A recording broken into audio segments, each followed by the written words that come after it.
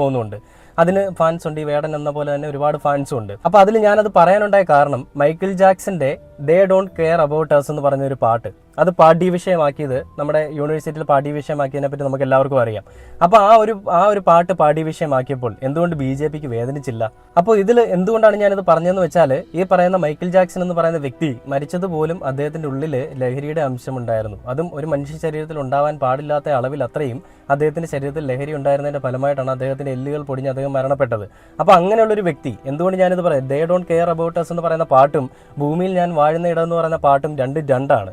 Okay, അങ്ങനെയാണെന്ന് പറയുകയാണെങ്കിലും അതിൽ ഞാൻ ഒരു കാര്യം കൂടി ചോദിക്കട്ടെ. ഇപ്പോൾ BJP പറയുന്നത് ഈ ഒരു വേടൻ കഞ്ചാവോളിയാണെന്നാണ് പറയുന്നത്. അങ്ങനെയെങ്കിൽ മൈക്കിൾ ജാക്സൺ എന്തായിരുന്നു? മൈക്കിൾ ജാക്സൺ കഞ്ചാവാണോ ഇല്ലോ എന്ന് നമുക്കറിയില്ല, പക്ഷേ ലഹരി അഡിക്റ്റഡ് ആയിരുന്നു. അങ്ങനെയുള്ളൊരു വ്യക്തിയുടെ അതാണ് നിങ്ങളുടെ പ്രശ്നമെങ്കിൽ ഈ മൈക്കിൾ ജാക്സന്റെ പാട്ട് പാഠ്യ വിഷയമാക്കിയതിൽ എന്തുകൊണ്ട് നിങ്ങൾ പ്രതികരിച്ചില്ല? ഇനി നിങ്ങൾ ചോദിക്കുന്നതിന് ഒരു മറുപടി നിങ്ങൾ പറയുമായിരിക്കും, അന്ന് ഞാൻ അവിടെ വൈസ് ചാൻസലറായിട്ട് ഉണ്ടായിരുന്നില്ല.